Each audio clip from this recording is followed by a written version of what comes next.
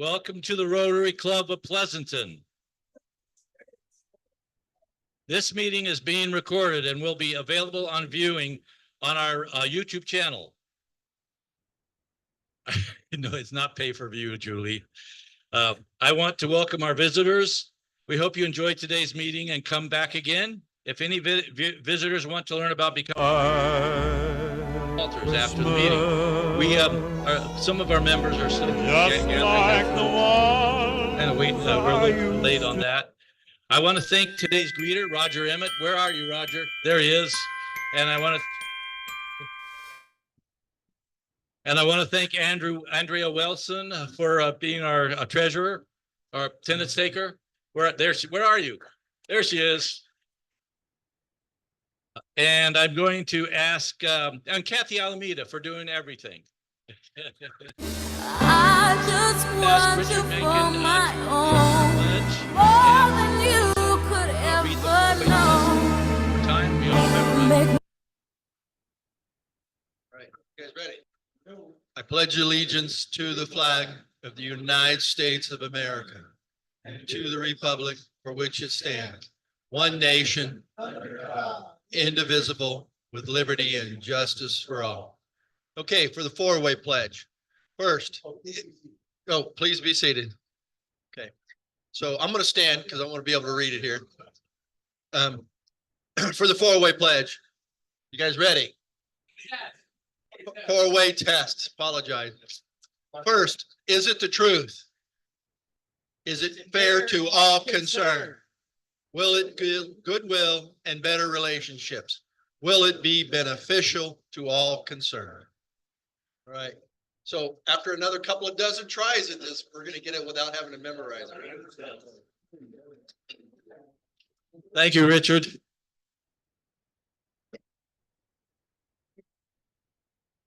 At this time, I'd like to ask Steve Van Dorn to do We Care. Me too. Good afternoon, Rotarians. Anyone like to share any We Care items? We care. My wife's pregnant, and that's cool. So that's cool.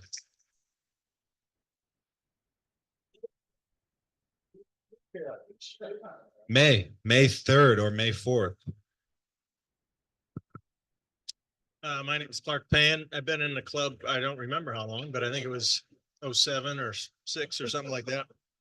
Was in the insurance industry and now happily retired and taking care of my grandson with my wife most of the time during the week. Kevin, actually, we'll do Kevin later because I'm going to introduce him as a new member. Thank you. And now Bob Silva will do our inspiration.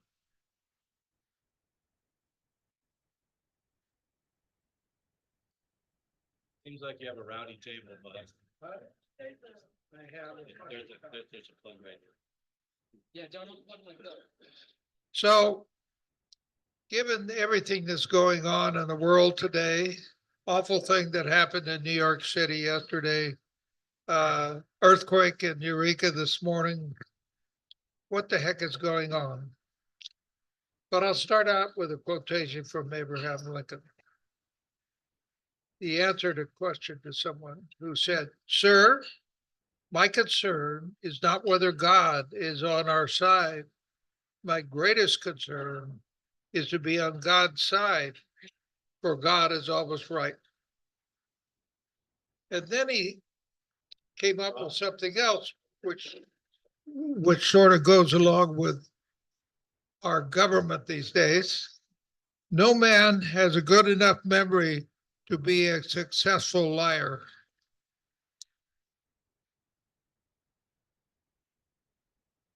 And Will Rogers said, following that up, "I don't make jokes. I just want the government to report the facts."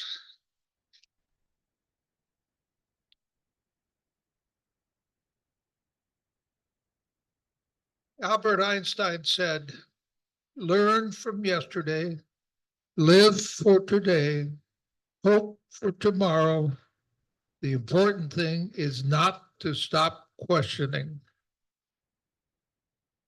And as we can see in our last election, Nobody ever went broke underestimating the taste of the American public.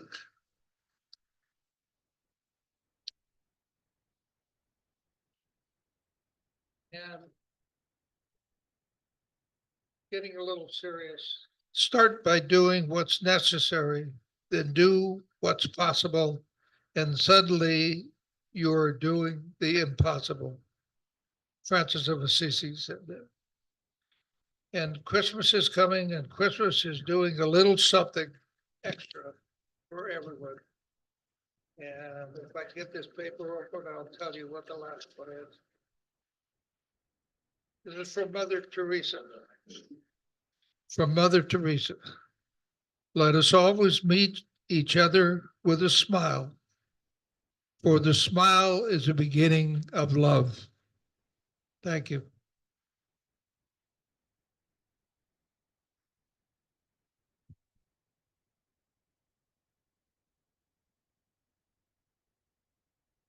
If anyone didn't get lunch, there's food available.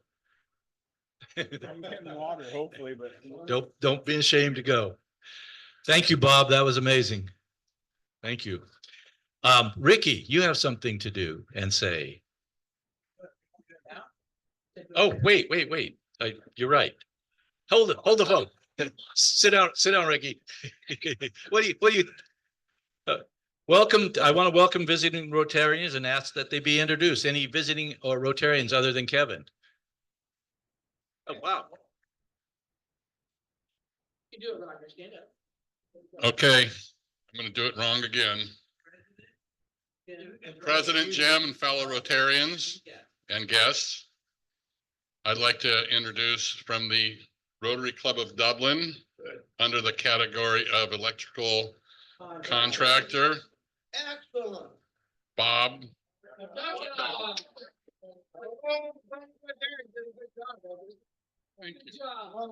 Thank you, Roger. Any other visiting Rotarians? Okay, any guests of Rotarians? Tom.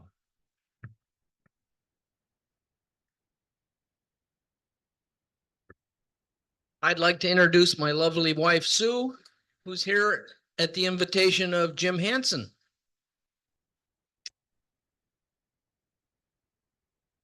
Actually, we're newlyweds. We've only been married 57 years. Welcome, Sue. What a surprise.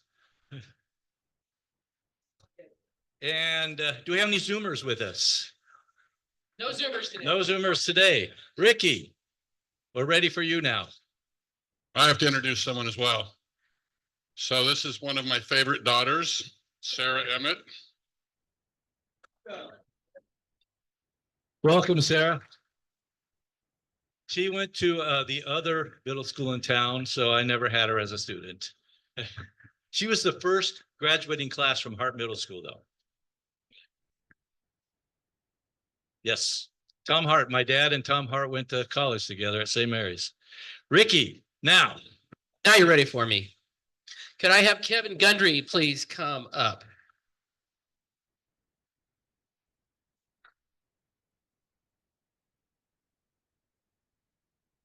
So one of my great privileges as the new member coordinator and co-chair of the membership committee is to introduce when we get a new member. And met Kevin the last couple of weeks, did a little Zoom with them, and I'm going to interrogate him. I mean, ask him a couple questions today. And so first question is, tell us a little bit about your family, spouse, kids, all that. Grew up in Concord, California. I was born in Sacramento, and I graduated from Chico State in telecommunications and moved back down to the Bay Area.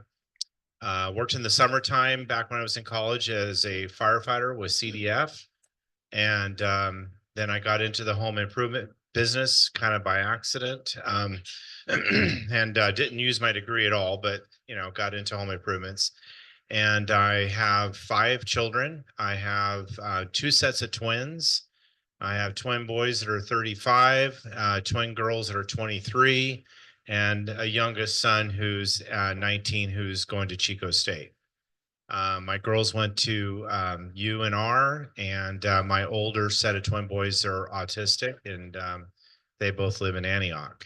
And the girls are currently back at home right now after getting out of college, which seems to be going pretty good right now. Not too much drama at this point, so everybody's getting along, and that's a little bit about myself. Tell us a hobby or interest of yours that you have. Well, Larry back there knows I'm a Raider fan, so unfortunately, it's been rough times as a Raider fan and an A's fan, but mainly I like to go camping. I like to backpack. Done a lot of backpacking on the Pacific Crest Trail.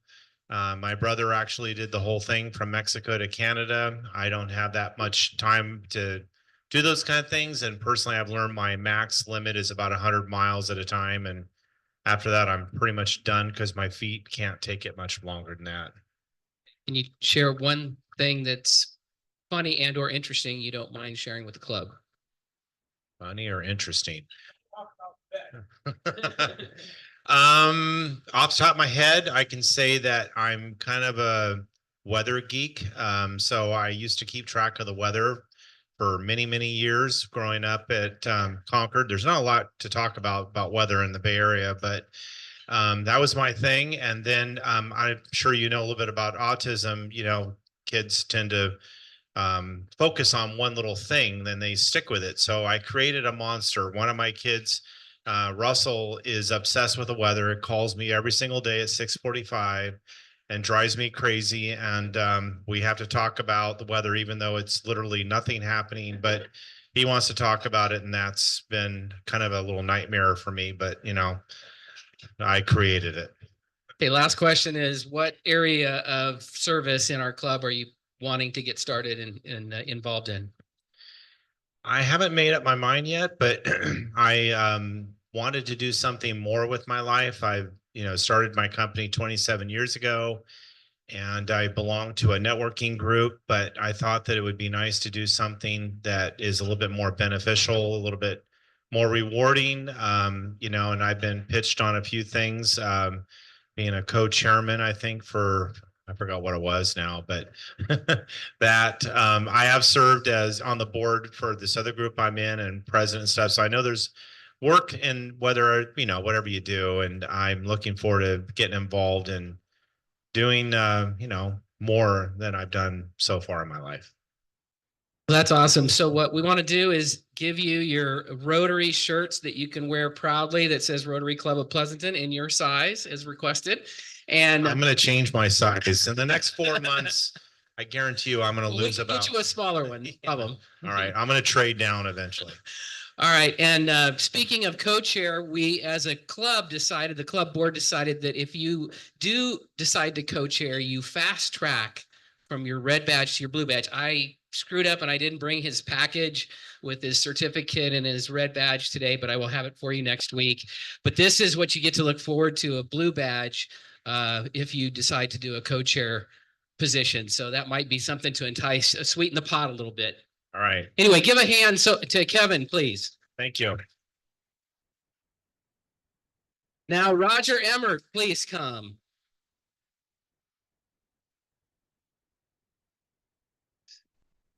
Roger, rip that ugly, red, nasty badge off your shirt there. I want to just say, Roger has really jumped in our club as he's been here how long? A year and a half? Almost a year. And he's really been involved in our poker committee and other things and community service. And it's just been a real pleasure. And he's really gone the extra mile. So you have totally earned your blue badge. Congratulations, Roger. Round of applause, please. All right, that's it, Jim. Thank you, Ricky. And congratulations, Roger. And congratulations and welcome, Kevin. All right, Marjorie, you had something to present. And thank you for waiting 2 weeks. Thank you, President Jim. This has been a long year of celebrating 70. So a lot of my friends got together in August and we all had a fun reunion and celebration. But also I've been doing a little bit of traveling. So actually remembered you. So I'm going to give you a few little things. First is this. We were in Branson, Missouri, and St. Louis back in September. My husband is a Cardinal fan, and I promised him we would celebrate and go to St. Louis so he could watch his Cardinals play. Anyway, in Branson, interestingly enough, there were a lot of, if you're very much into the Republican side of politics, there were a lot of Trump places to go and buy T-shirts and all of that kind of stuff, but I didn't do that for you. Instead, when's your birthday? Ah, darn it. Well, I got this and it's actually a little birthstone for April. So when's Judy's birthday? It's a couple of months late or early. Okay, so I put those on my keychain for all my grandkids. So I thought you might want to start. Okay, and then we were in, I went with girlfriends to Montreal and Quebec City in October. It was gorgeous. The leaves were all turning, and especially all the maple leaves. So this is something from Quebec City.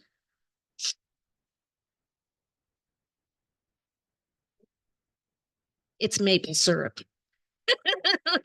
Nothing with liquor. And then the last little thing, we were in Palm Desert just this last month, and unfortunately, I kind of ran out of cash, which we needed to give to, guys that were pulling our luggage and that kind of stuff. So I bought this Cliff Bar so I could get cash.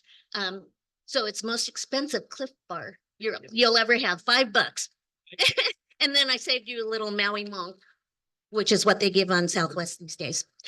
And so because I really don't have anything planned for December, I will give the foundation a check for $100. Thank you, Marjorie.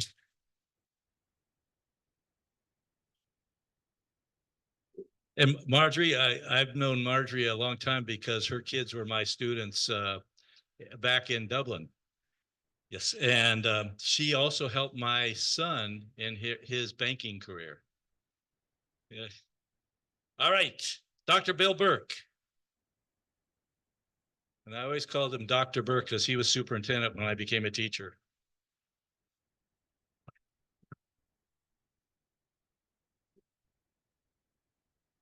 Thank you, President Jim. It's the only person I know that ever calls me Dr. Burke, at least for the last 30 years since I've been retired.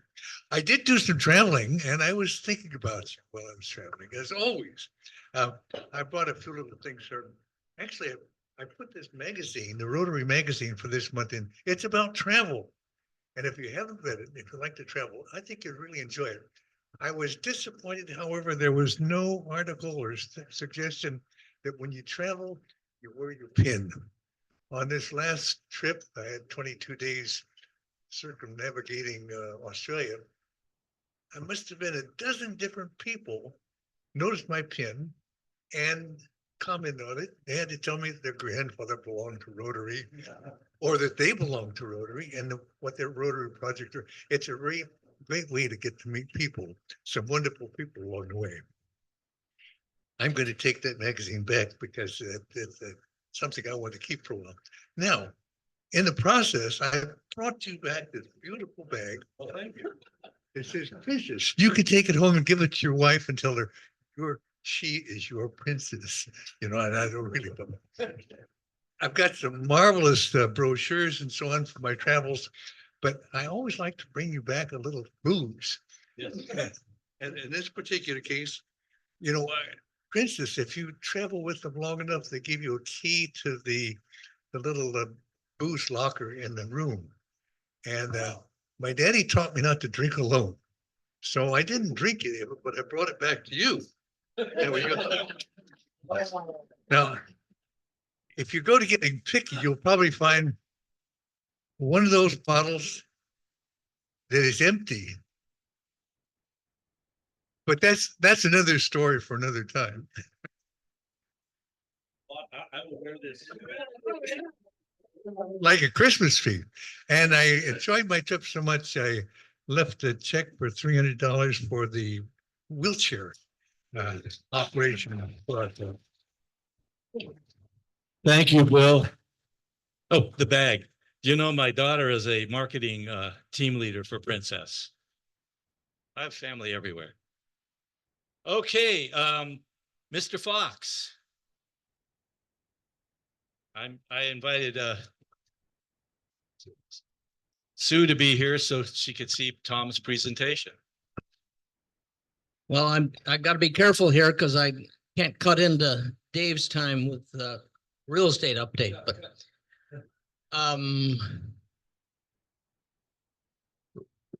Ricky, I need those pictures.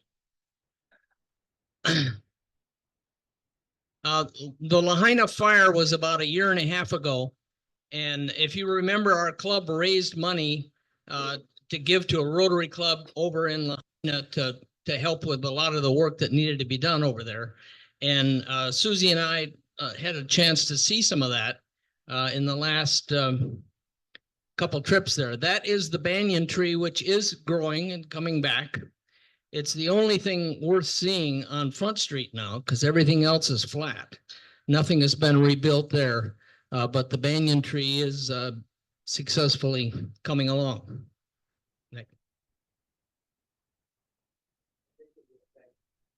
Keep going.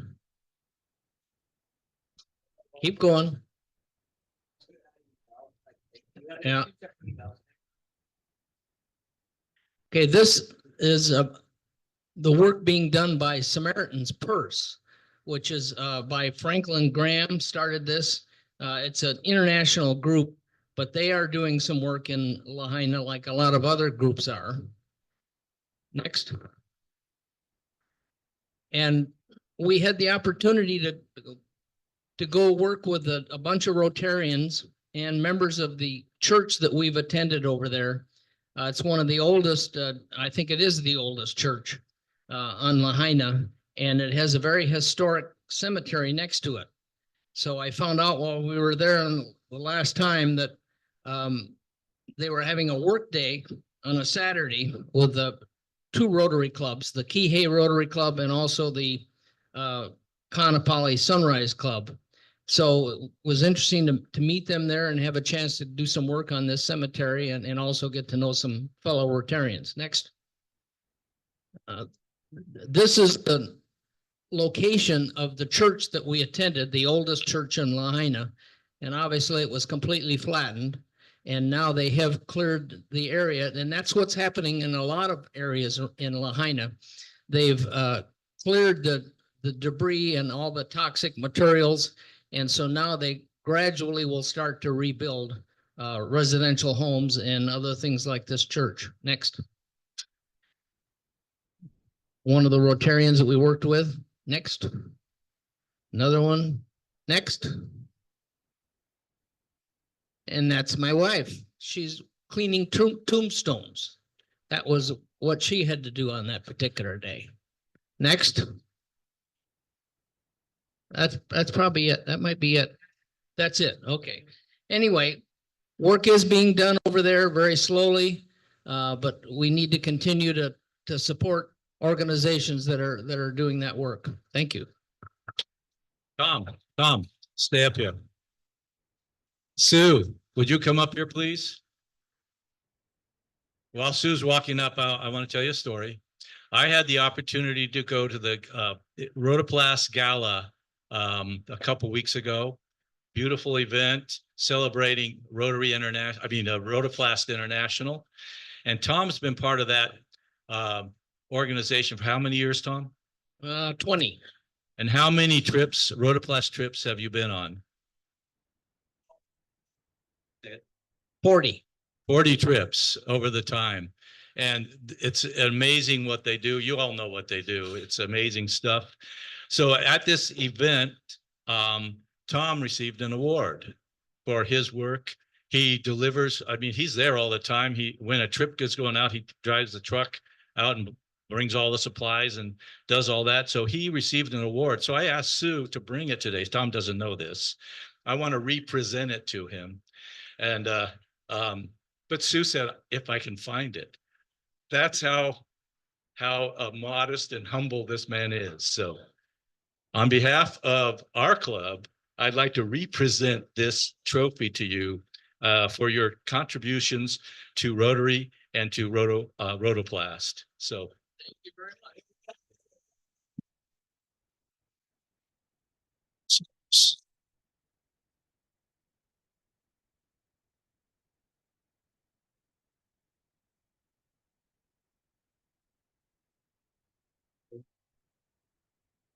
Tom just pointed out that Susie's been on 3 trips.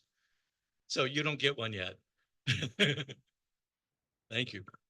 All right, and we have one last, we got David, we're gonna be a tiny bit late. I would like to ask Richard Wilkinson to come in. Richard. I know he's here.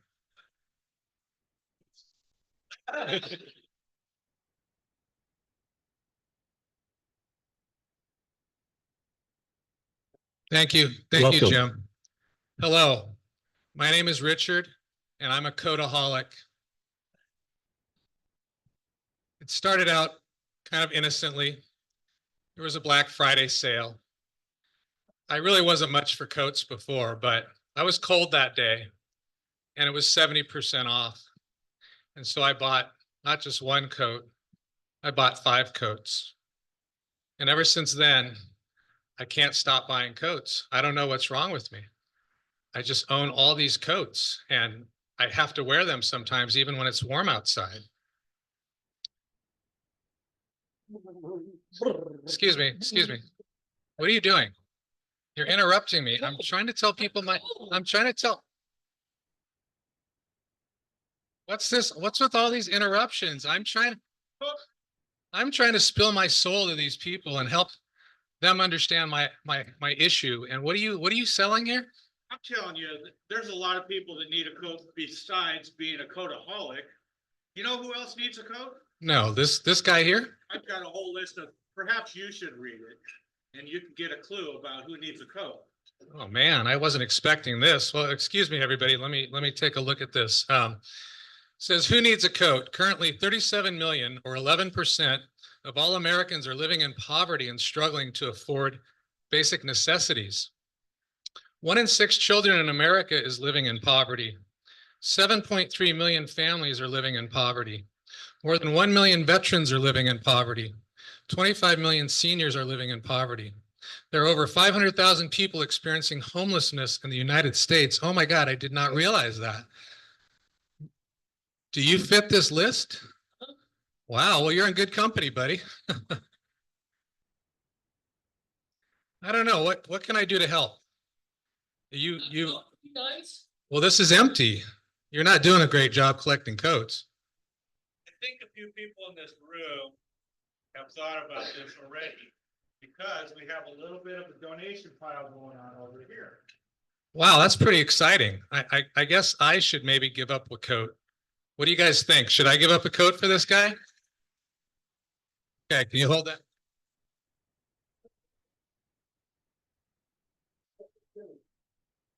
Need some help? There you go, buddy. Thank you. Is that all? Oh, you could do better than that, man. I got it. Go ahead. I hope that helps you. You think I should do more? Yeah.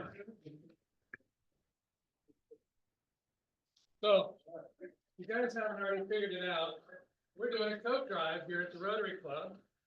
And we have this nice little bin you guys can donate your coats to. And what we need coats for men. We need coats for women and coats for children. So get ready for it. I couldn't quite fit the full woman's coat on, but hey. So it looks to me like a number of Rotarians today did bring coats. And so I'd like anyone who brought a coat today to go ahead and start putting it in the bin. And I will be back every Thursday, or only one more Thursday. So those of you that didn't bring a coat today, we have one more chance next Thursday.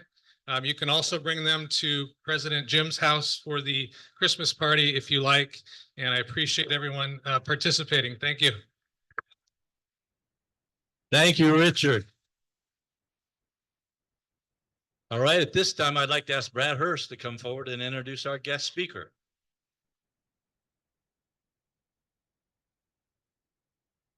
Thank you, President Jim. We're honored today to again have David Stark, who's the Chief of Public and Private Affairs for the East Bay Board of Realtors. That one went over your head, didn't it, David? Okay, David is serves the Board of Realtors and works with community leaders throughout the East Bay on housing issues. He's worked for a number of cities in Southern California in housing and public administration. He is a graduate of the University of California, Riverside. And Larry, he has a master's degree from Cal Poly San Luis Obispo. Okay. David served for a number of years on the Cottinger Village Board of Directors and was very instrumental in finally, after 9 years, getting Cottinger Village rebuilt. He is a housing wonk by his own definition. Please welcome David Stark.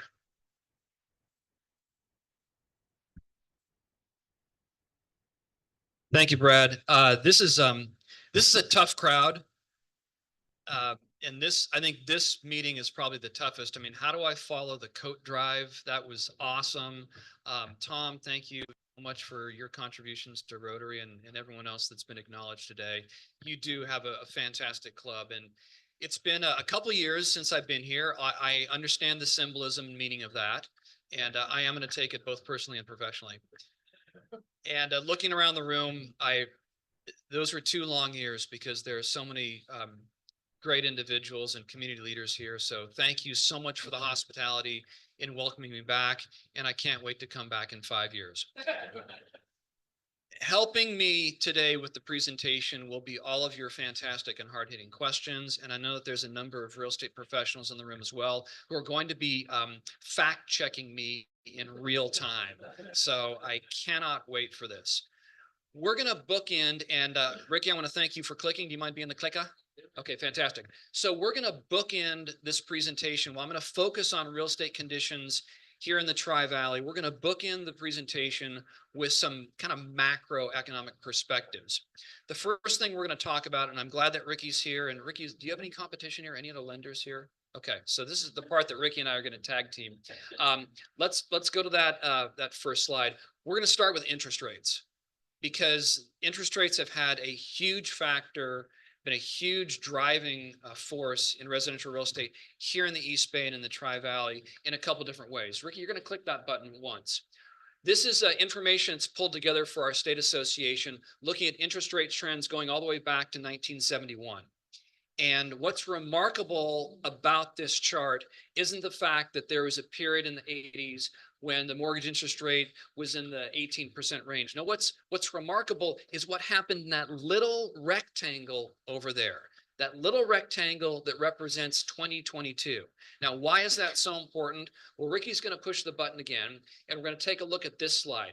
We're going to go all the way back to 2019, and he's going to push the button again, and it's going to highlight that same period that was represented in the previous slide. That's 2022. Now, what's so remarkable about that period during 2022 is that in the first time in probably recorded history, we saw interest rates increase significantly. We're in the 3% range at the beginning of the year, and by the time the fall of 2022 came around, we were in the 7% range. Now, as you remember from the previous slide, interest rates had been higher than 7% before. They'd been at 18%, but they'd never increased that significantly that quickly. And what happened during 2022, we are still feeling the ripples of that policy change and the change in the mortgage market. Now, I said 2 things there, because federal lending policy does not necessarily directly equate to what you may be paying in your mortgage. And I said that because Ricky was about to put his hand up and say, well, David, you know that federal lending policy doesn't always equate to what you might pay in your mortgage. Am I right, Ricky? Because what the feds may do and what you may be able to secure for a mortgage, or your family or your kids, are often 2 different things. That said, we had never experienced that. So we're going to be taking a look at that period, and then click the button again, Ricky.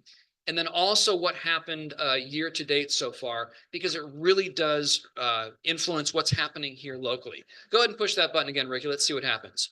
So we're going to start with the choices that home buyers had throughout the East Bay. This is an aggregation of the homes that were listed for sale, single family detached homes that were listed for sale in Alameda and Contra Costa counties. Ricky's going to push that button, and that's going to highlight that period 2022 when we saw interest rates significantly increase. So you may be wondering, you know, what's going on here? There's these crazy spikes. Sure, some of it's seasonal, more homes on the market during the spring. Here we had the heady days of the pandemic. What happened in 2022 for all this inventory to come on the market? Why did so many people decide to sell their homes in 2022? Because they saw the writing on the wall. And those current homeowners in the East Bay that were thinking, you know what, I want to do something different, but I don't really want to leave my 2.5% or 3% mortgage interest rate. I'm seeing rumors of these rates increasing.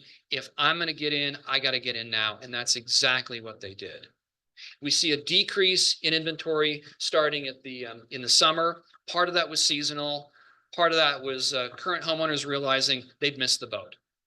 Their chance of purchasing a home someplace else and getting that low interest rate, it had gone.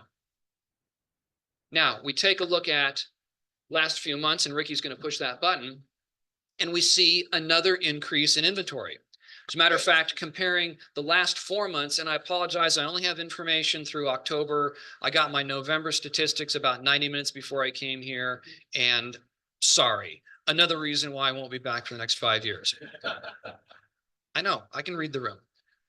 But the bottom line is, and Ricky's going to push that button again, we take a look at this year where we've seen interest rates come back a little bit. Two things are happening. Sellers are realizing, you know what, the boat has sailed, but I still want to make a change. I'm going to make that change. And interest rates have come down a bit. Now, if I make this presentation tomorrow, I might have a different answer in terms of interest rates. If I, you know, by the end of this presentation, I could have a different answer as well, because as Ricky and others may tell you, that interest rates are literally all over the place right now.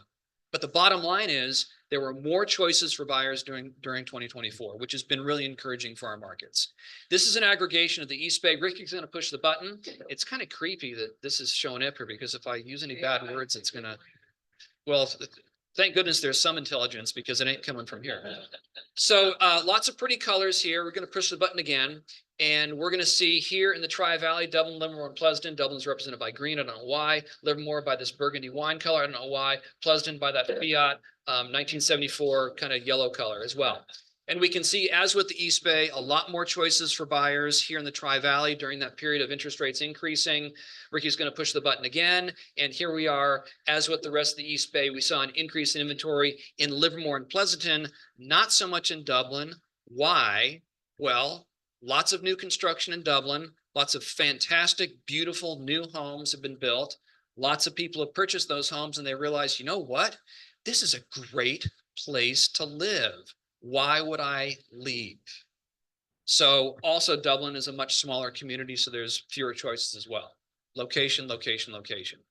Let's take a look at what the impact of more choices has had on sales prices. And what's remarkable about this isn't Ricky pressing the button, isn't necessarily Ricky press the button. Thank you. What's remarkable isn't the fact that we saw a peak in right there in the middle of 2022 at 1.4. That was the median sales price for single family detached homes in the East Bay. It peaked at 1.4. That's the median. There's some smart people in this room. You know that median is different than average. Median means that half of the homes sold were more than 1.4. Wow. No whistle after that? We got a whoa. Okay. All right. HR is here, so no more whistling. What's remarkable is what hasn't really happened during the last few years is that while interest rates have continued to change, we haven't seen a dramatic drop in sales prices. Sure, every time prices drop a bit, it's a headline because that's a big deal here in the San Francisco Bay Area. But when you take a look at the trend since 2022, there have been monthly fluctuations, but prices have been holding steady. Which means that while buyers may not have the same buying power that they did in the winter and spring of 2022 that pushed prices in the 1.4 range, they're still making pretty high offers. And unfortunately, homeownership is still out of reach for many buyers in the San Francisco Bay Area. Take a mental snapshot of the 1.13 as we now move into the Tri-Valley. Ricky, hit it. Here are the price trends in the Tri-Valley, and things are a little bit different. As of October, the median in Pleasanton was 1.69, call it 1.7. In Dublin, it was 1.6, and Livermore is coming in the high 1.2s. So location, location, location. Although the trend was very similar, we saw a peak here in 2022. Prices came down as buyers realized they didn't have the buying power, and then they wrapped their minds around the fact, if I want to achieve homeownership in the Tri-Valley, regardless of what the interest rates are, I'm going to pony up the cash and I'm going to buy those homes. Randy, what do you think? Yes, no? Okay, Deanna, what do you think? Yes, no? Okay, Bob, Tom, you want to jump in on this one? Okay, got a bunch of yeses. I love it so far. So far. Okay, let's go to the next slide.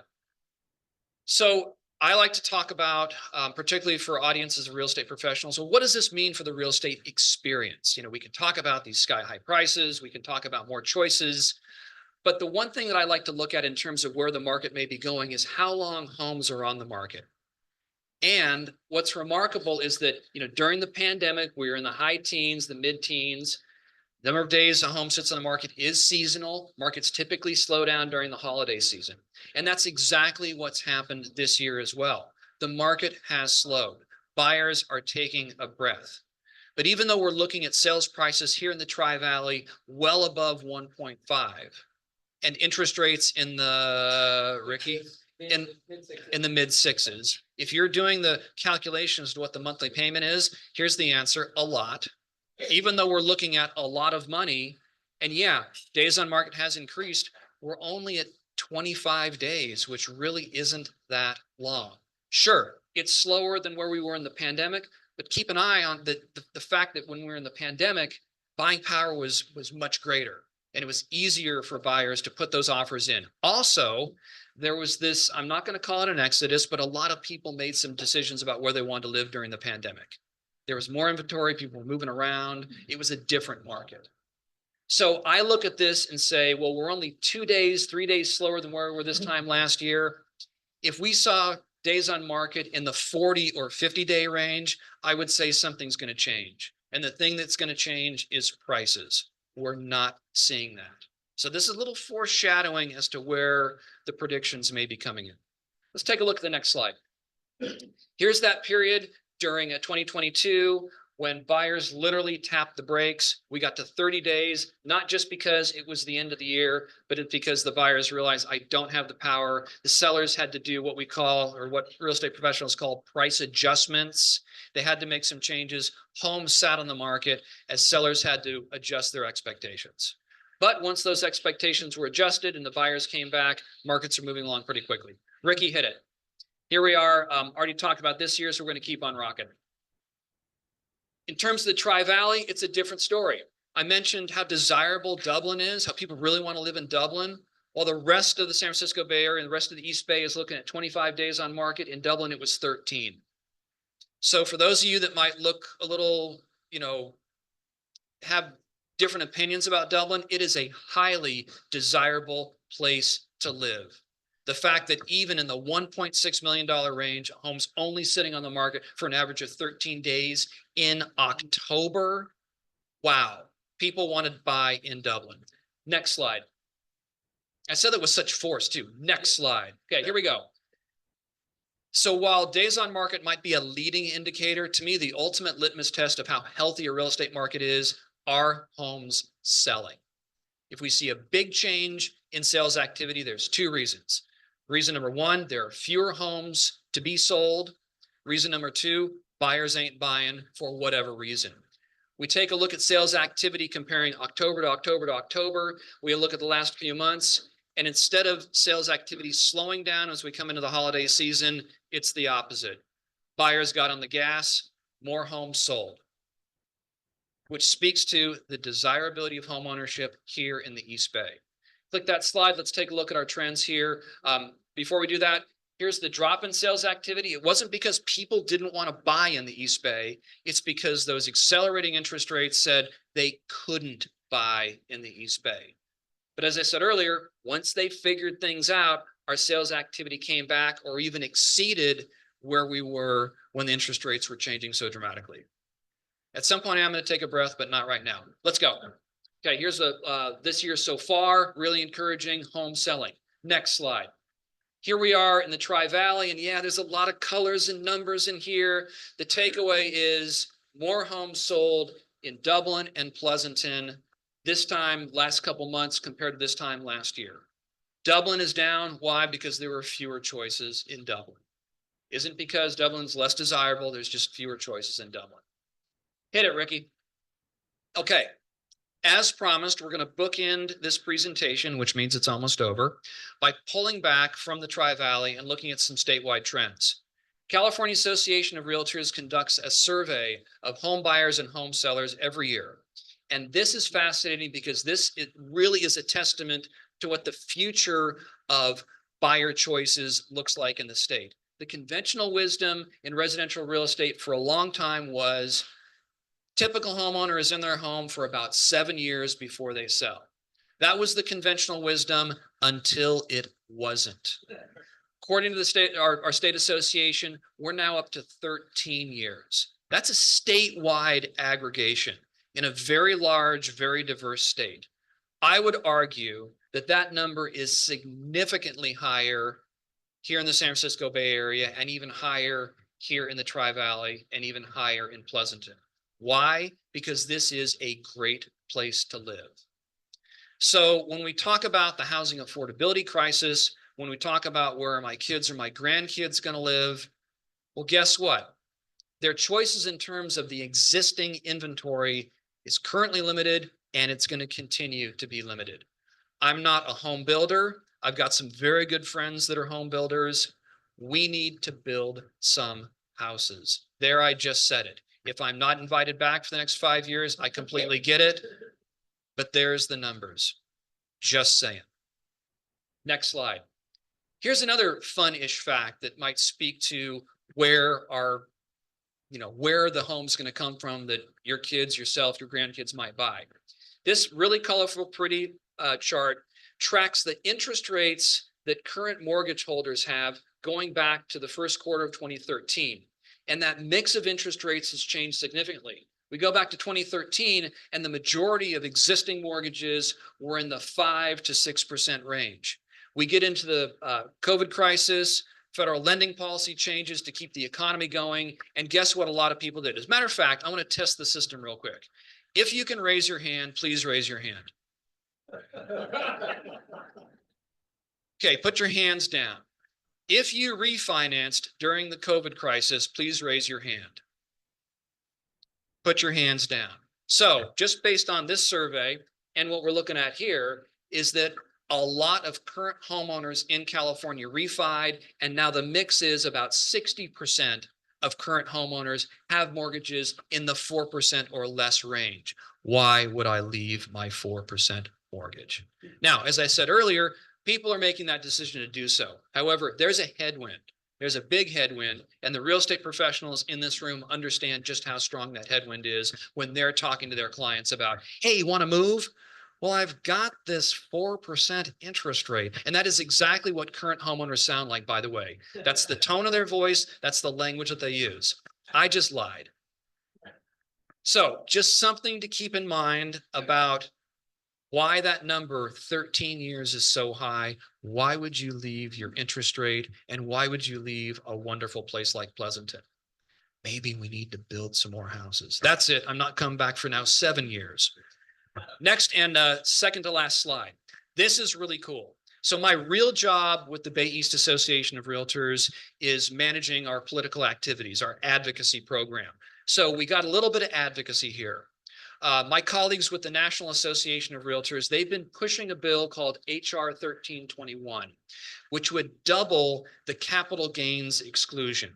This is a big, did someone say yay? Yeah. All right, if you can say yay, say yay. Okay, that's nice. That's real nice. This is, sorry if this is esoteric mumbo jumbo stuff, but this is a big deal. As the real estate professionals in this room will say, not only do current homeowners not want to leave their 3 or 4% interest rate. But to quote Bob, they don't want to pay Uncle Sam a poop ton of money. And I think he used a different expression, but he said a lot of money. Sorry to be cute, but it's true. The tax liability, particularly if you're maybe an original owner or if you've lived in this town for a minute, is going to be a big deal. So if we can get HR 1321 to pass, which is a heavy lift, because by increasing the capital gains exclusion, that's going to reduce federal tax revenue, which is a big deal. I get it. However, the Smarty Smarts at the California Association of Realtors estimate, press the button, that in Alameda County alone, there are more than 98,000 current homeowners who may be able to afford doing something different, AKA selling their homes without paying, as Bob said, a lot of money to the federal government. So a little bit of a commercial for the advocacy work that the National Association of Realtors do, but we're the big voice for homeownership, and this is something that we're working on, and fingers crossed we can get some progress made on that. Next slide. Thank you so much for your hospitality. I really appreciate it. Unfortunately, there's no time for questions. Am I right? Ricky, go. So you said the Smarty Smarts in our government think that they're going to lose revenue if we increase the capital gains tax. With all the extra people that might sell, wouldn't it actually go the other way, that where they actually could see higher revenue because the volume goes up even though the exclusion makes less for them? Ricky, you're using logic. So you said Smarty Smarts in government and then said something logical. Mutually exclusive. Thank you. Thank you. Yeah, one would think, but still, any kind of it's been co-sponsored. Eric Swalwell, our Congress member, he's signed on to it. So hopefully the cooler heads will prevail. In the back, sir. Please clarify.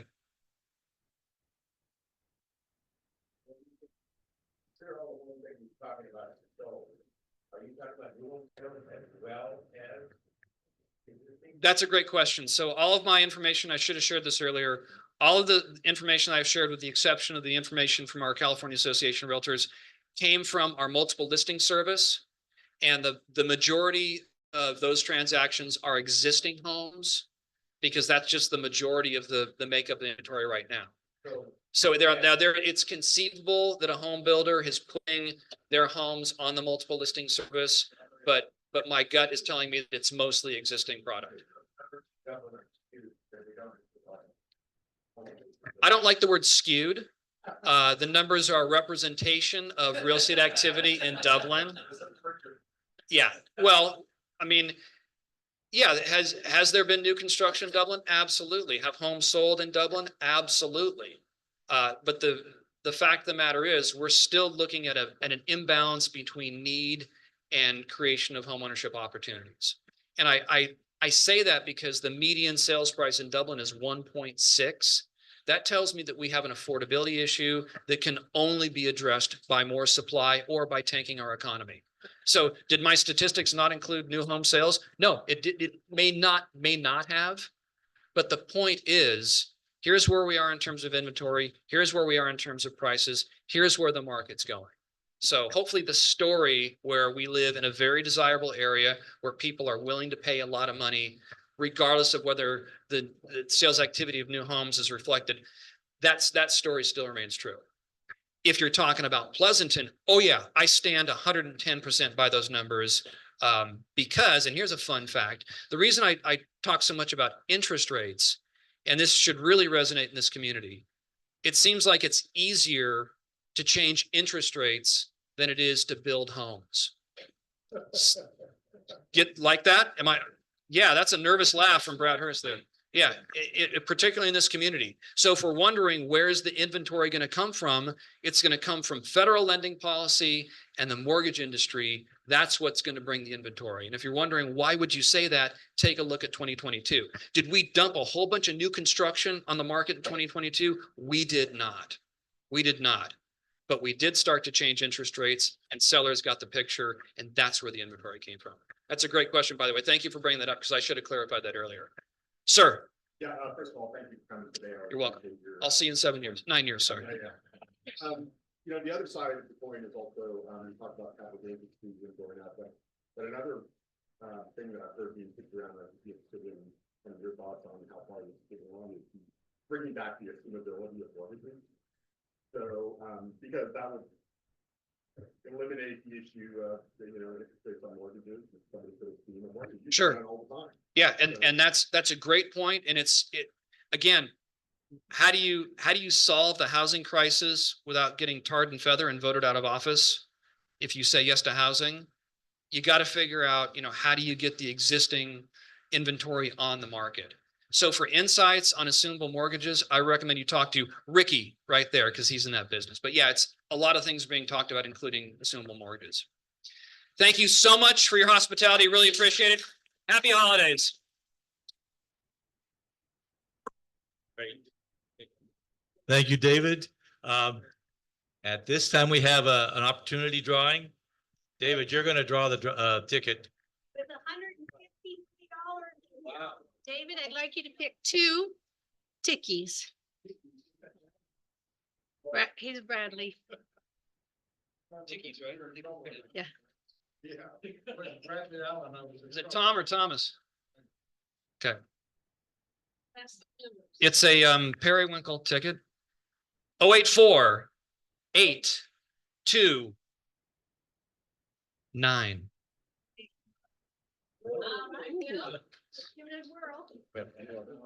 a lot of pressure.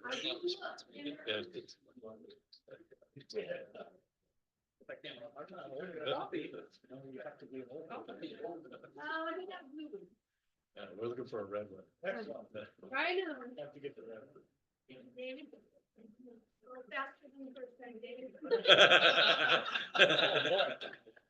Blue ticket, 084-833. That's quick. Is that Bill? Thank you, David.